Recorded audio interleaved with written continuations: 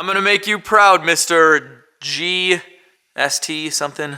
I'm gonna go with Gunther Strauss. Gunther Strauss. Yeah, that sounds German enough, Mr. Gunther Strauss. I'm going to make you proud. Welcome to LegitStreetCars and welcome to the madness. Today, we begin de-mechanically totaling my 2005 CL65 AMG, or is it mechanically totaling? I don't know, those probably aren't words at all, but today we begin fixing the crazy V12 engine on my CL, and if you're new, here is the super short version of what happened. A guy named Tyler bought this car for $13,000, dumped $7,000 into repairs, all in preparation for a show called Car Trek. It was wrapped red, driven really hard through a desert, and when he returned home, the wrap came off, and not to his surprise, the car needed another $10,000 in repairs, mostly due to a failing hydraulic suspension pump and this, a $1 oil O-ring that requires about 50 hours of labor to replace. He deemed the car mechanically totaled, basically put out a bat signal in one of his videos for me to come buy it, and $10,000 later, and a really sketchy 700-mile drive home to Chicago, the car is mine. Now, the reason this requires 50 hours of labor is because the cylinder heads and everything around them need to be removed to replace this O-ring, and as you can see, there isn't any room to do anything on these engines while they're in the car. This can be kind of a big mess to work on, but an even bigger mess was my garage. I'm gonna have this engine in hundreds of pieces, and that in itself will require a ton of mental organization and cleanliness, so I started from scratch, removing everything drawer by drawer and evaluating what I really needed in my toolbox. I decided to organize the box from top to bottom solely based on what I use the most. Now, this also meant my toolbox went on a diet and I boxed up anything I hadn't used in a decade or so, like drum brake tools, old BMW and Mercedes specific tools, and lots of standard stuff that's good to have, but it's rarely used. Oh, and check out my old speed ratchet. This is what was used before fancy electric impacts. I actually used this a ton in high school. I labeled this box properly and off to the attic she goes. I ordered some tool organizers and a bunch of tools I've lost over the years, but overall, I'm happy with the toolbox now, and the rest of the garage is looking 100 times better than it did a few days ago. Okay, so the garage is not done, obviously, but this spring I'm gonna make a garage makeover video where we do some black and white tile, paint the OSB walls, maybe even some outlet covers. We might get a little crazy, so stay tuned for that. And I think if my mom saw this garage, she'd be proud of me. She always used to yell at me for not cleaning my room. Vai a pulire la tua stanza o non mangi, she would say to me, which is, go clean your room or you don't eat in Italian. And if I wanted that good Italian food, I would do it. So Mom, I'm gonna bring you over here one day. I think you're gonna be proud. This is looking pretty good. So without further ado, we have to start to remove this engine. So I've never done this job, so I'm gonna start by draining all the fluids. I've already disconnected the battery. We've already sucked out the AC refrigerant. So we're gonna drain some fluids. We're gonna remove basically the entire exhaust and kind of see what we can see. And hopefully we can see something because it is tight, very tight in here.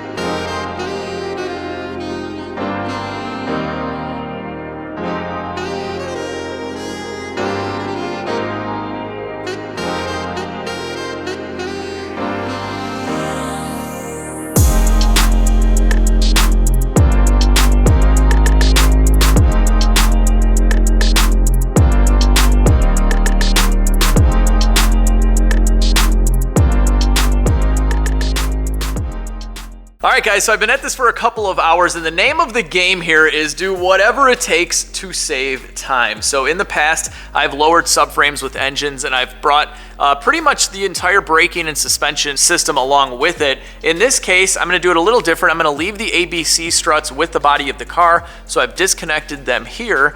and I've used a plastic wedge to kind of hold these lines away from the subframe so that when this lowers, they don't get in the way. This time around, I also removed the brake rotors, and I'm leaving the calipers with the body of the car as well. That way, when this is hanging on the ground, we don't have a ton of weight dragging it down and wearing out our joints and bushings. Not a big deal, but just something small that I wanted to do. Other than that, the downpipes look impossible to get to. There's no room for anything, especially over on this side.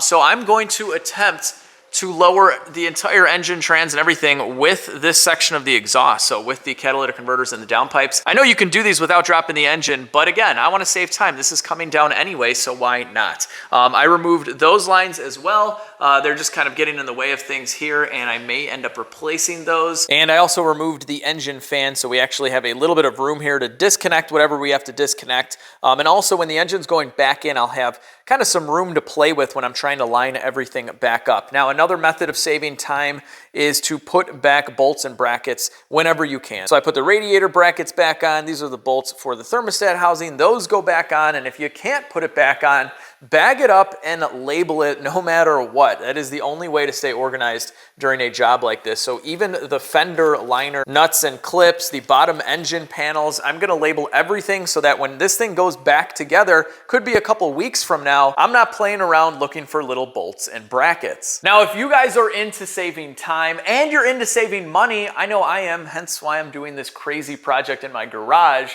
then you're gonna love today's video sponsor, Honey. Honey is a totally free web browser extension that scours the internet for promo codes and automatically tests them at checkout. Over 30,000 of the most popular websites work with Honey, and it installs in just 2 clicks. One here, and you're done. Myself and my entire family have been using Honey for years now, and I've saved money on everything from car parts to clothing. And those of you who have already installed Honey using my link have found over $136,000 in savings. So if you have a computer, Honey should be on it. There's no reason why it shouldn't. It'll save you money. It's totally free. It works with all the browsers. And all you got to do is go to joinhoney.com/LegitStreetCars or click on my link so they know I sent you. Big thanks to Honey for continuing to support automotive content creators like myself. Now, let's start taking apart some of the stuff on the top end here. I want to remove the air boxes and the intercoolers so we just get a good idea of any little connectors or anything we need to disconnect before this thing drops down so it doesn't get snagged. And most of the harness will stay with the engine. There are big bulkheads, as you can see here, this big wire right here. So a lot of it will stay with it. This is gonna look pretty complete, even resting on the ground.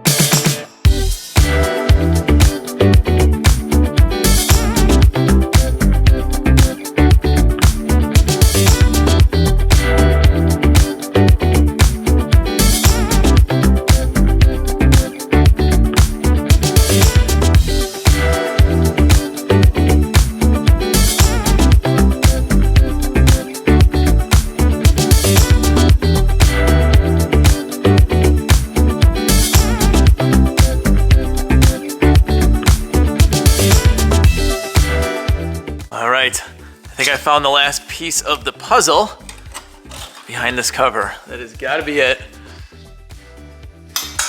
I have been looking around for where the power wires go in for the starter and the alternator, and I believe this is it. Because we very much so need to disconnect these from the bottom of the vehicle, or when we drop the engine, we're just gonna rip them out. That would probably be a very expensive mistake.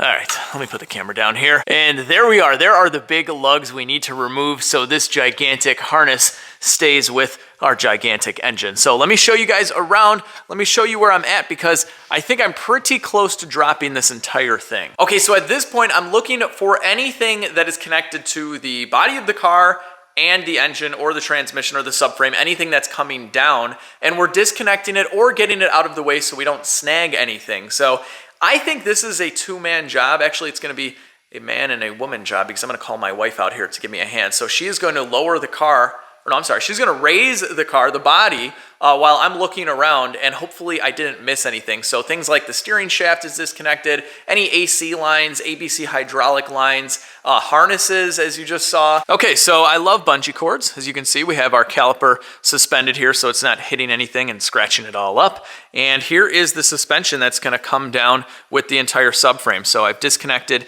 the ABC hydraulic strut right here, and I've disconnected the line from right here. And this line actually needs to kind of go like this because it's going to come down with the subframe as well. And it's going to make a mess. It's going to make a mess. I know you are. Look at that, just wanting to leak. Yep. Everything is leaking all over the floor. It's ridiculous. So anyway, so yeah, everything looks pretty clear over here, and you can see the subframe a little bit. There is the engine mount that the Wizard replaced. He replaced both of them, actually. Okay, and here we have the other side. So we have our suspended caliper floating in midair. And then we have this line is just going to stay with the body, and I use this little wedge here, as you can see, just to kind of move all these lines away. We had to disconnect a couple things right there, but everything seems clear. This AC line right here is coming down with the engine, so I'll probably need to kind of position that so it doesn't get caught on this. Oh no, this is coming down too. So we'll get this one out of the way. And there we go.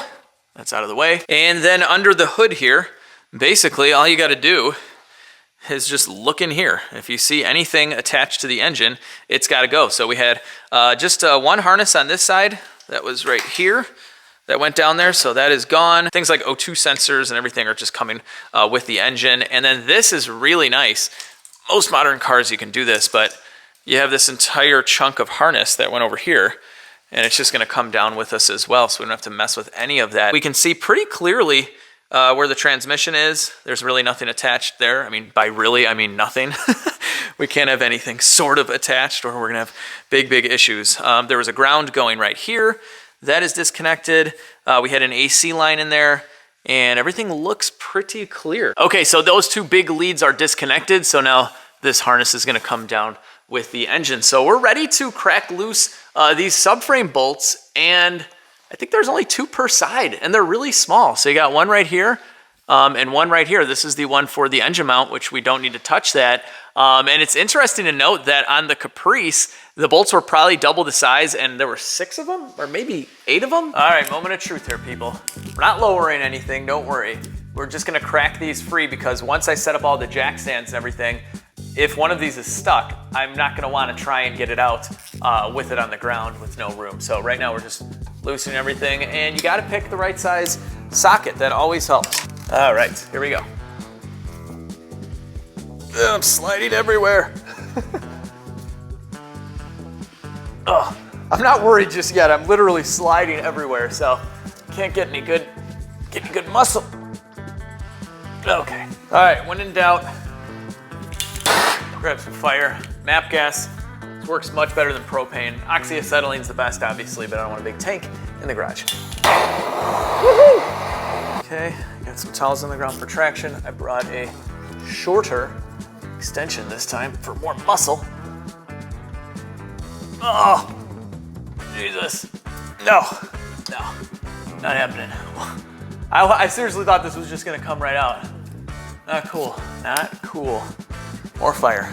All right, we got our 1/2-inch big Bertha out here, reduced down for an E14. I don't have a 1/2-inch E14, but whatever. Let me try this one. Oh, are you kidding me? Look at that.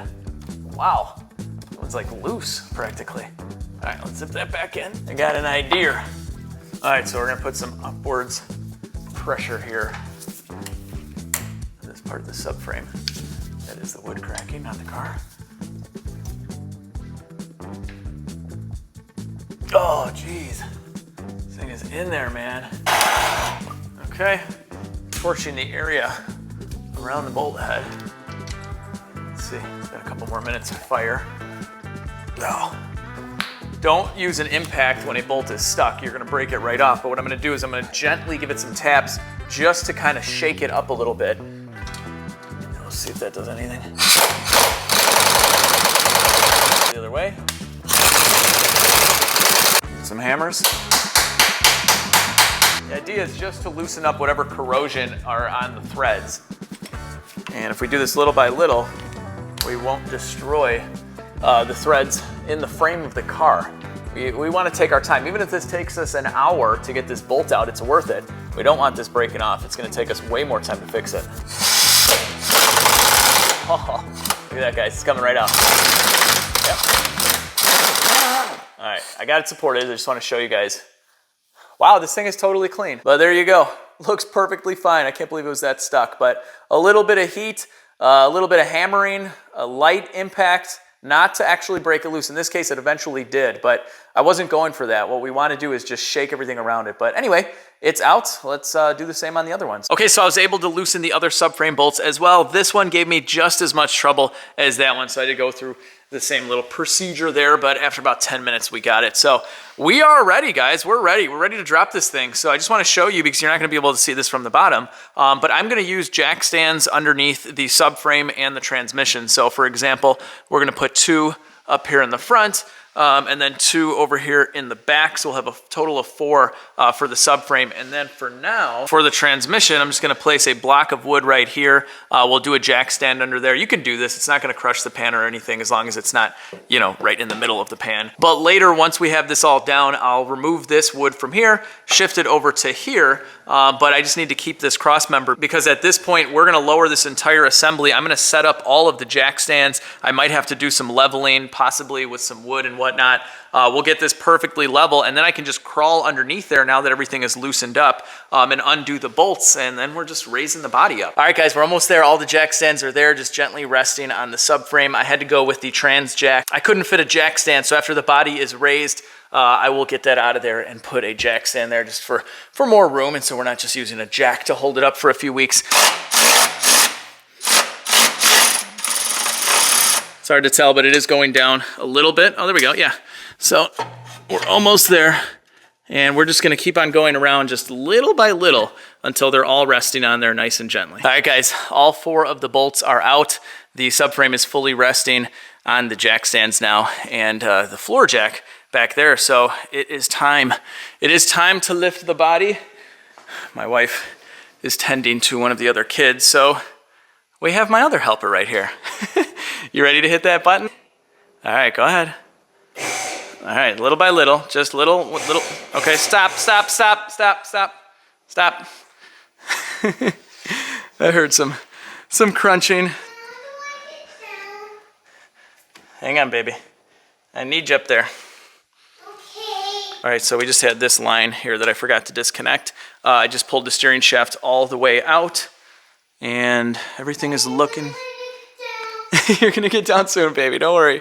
All right, give it another hit, little one. Okay, a little more, baby. Okay, you're doing great. All right, go ahead.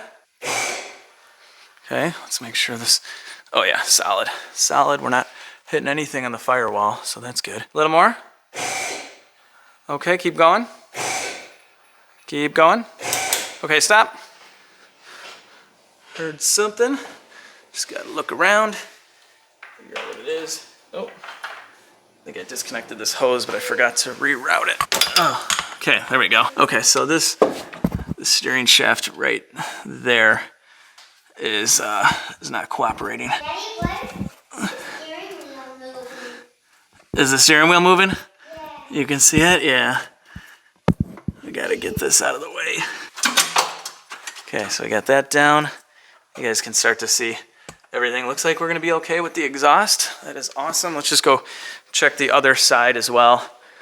It's better to, you know, take 20 minutes, 30 minutes if you need to. Look around. Make sure nothing's gonna snag, so all that's coming down with us. Go ahead. Okay, good. All right, so we're clearing that steering shaft now. Okay, a little more. In hindsight, I think it would have been beneficial to remove this coil pack because it looks like that's where the steering shaft is hitting. So you live and learn. I'm going to just kind of guide that for now. Okay, go a little tiny bit, babe. A little more. Okay, again. Good, keep on going.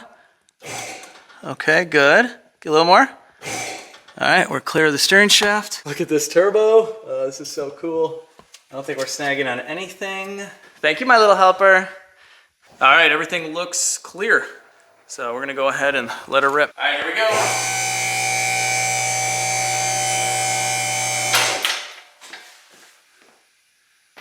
Looking good. Looking good. Looking good. Okay, that's staying with the body. We're looking good. Whoa!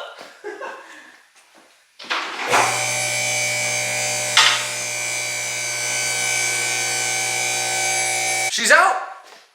Our twin turbo V12 is out! This is really exciting! Oh my gosh! Wow, this is so much easier to work on now. Jeez. I'm so glad I didn't try to mess around with these downpipes. This is cool. All right, come on, I'll show you. And there you have it, the legendary M275 engine. I believe Mercedes is still running a variant of this engine to this day. If not, they ended it maybe last year. Pagani has used a version of this engine as well. They've been around since like late 2002 when these cars first came out. It was such a good engine, Mercedes didn't really see the need to change too much. It's gone through some little updates here and there. The newer ones have individual coil packs instead of these gigantic $1,000 ones, one on each bank. But little things have changed. The newer one has a few other improvements, I think cylinder head design and whatever. But at the end of the day, it's the same basic design. It's kind of like how they improve the LS engine or now the LT engine. So the power output out of these things is ridiculous. I mean, as you can imagine, it has 12 cylinders and 2 turbos, but they just run so smooth. The bottom end is stout. There aren't really any issues with the lower end like bearings and whatnot. And their issues were just a few. So any engine with hydraulic engine mounts, they go bad. These were just a complete nightmare to change. So some of the earlier ones, you had to drop the engine to change out the engine mounts. On this one, I don't believe you need to. They had some O-rings at the turbos that would leak. That was a pain to get to. And then we had the coil pack issues, no big deal. You can do that in the car. The valve covers would leak, no big deal. But one of the biggest issues was like a $1 O-ring, which sits somewhere in there. So we're gonna have to remove the intake manifold, the heads to get to it. I'm not sure if we have to remove the front cover specifically for this job, but there are some seals in the front cover that can leak as well, and while we're in there, there's gonna be a lot of while we're in there. We're gonna reseal the front cover, maybe do a new water pump, some new pulleys. I'm gonna attempt to find out more of the history of this vehicle just to make sure I'm not replacing stuff that's already been done, and we do have to keep some kind of budget here. You can go crazy replacing everything on an engine while you're in there, but you gotta draw the line somewhere. But we are gonna be replacing the turbochargers with bigger units, and I need to take these downpipes off right now to send them out because I have a company that's going to make me custom downpipes based off of these, and then I'll get these right back as well. So let's do that.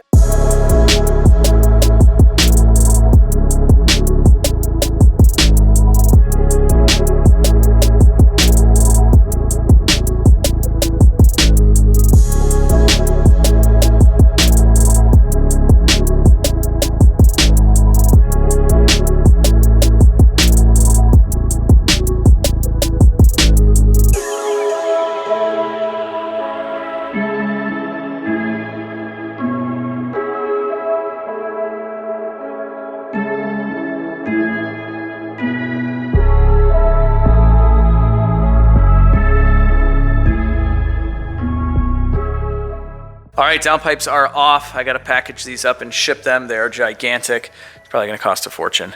But I couldn't help myself. I had to start disassembling even though I have to leave for work in like 10 minutes. But I got the coil packs off and I just wanted to show you guys some of the engine oil leak, which I believe is coming from this O-ring. I'm not 100% sure though. I'm not super familiar with this. There's basically like a valley plate in here, kind of an oil distribution block, if you will, that leaks. So we have some engine oil right in there, but I think the telltale sign here is the oil back here. I think that is why I was diagnosed as having that O-ring leaking. See all that? That is engine oil. So we're gonna find out. We're gonna find out in the next episode, the next CL65 episode. We are ripping the engine apart. We're gonna start taking it apart. We're gonna find that oil leak. We are going to start assembling the front cover. We're going to town, people. We're going to town. We got to take these turbos off. I have to send the turbos in. A little crazy on this one here. It's not going to be your typical CL65 anymore, although I'm going to keep it looking exactly the same way as it looks now. It's going to look totally stock. It's in this pewter color, which I love, but it's very unassuming. There's really not much on this car, especially to today's standards, that let you know it is a wild 600 and something horsepower V12, except, you know, for the badge right there and the wheels and the brakes and everything. But anyway, here's my engine. It's gonna be okay, little buddy. I'm gonna take good care of you. Mwah. Yes, Gunther Strauss will be proud once I'm done with this thing. So that will do it for today's video. I am quite disgusting, so I gotta go back in, shower, go to work, and do this whole thing over again. But it's what I love to do, and this was not that bad of a project so far. So I know it looks like a lot, but I have about 6.5 hours into this. I've never done it before, so if I had to do it again, I could probably do it in 4. But this is the easy part. That is gonna be the hard part, taking that all apart and trying to get it back together and running properly. So I've never done this before, but we're gonna follow some good work instructions. We're gonna do it all properly. And I'm so grateful to have all of you guys watching. And thank you so much to all the new subscribers. We've gained a lot lately. So if you haven't already, hit that subscribe button. While you're down there, hit the thumbs up as well. It really helps us out. Share the video. Most importantly, have an awesome day, and I'll catch all of you in the next video.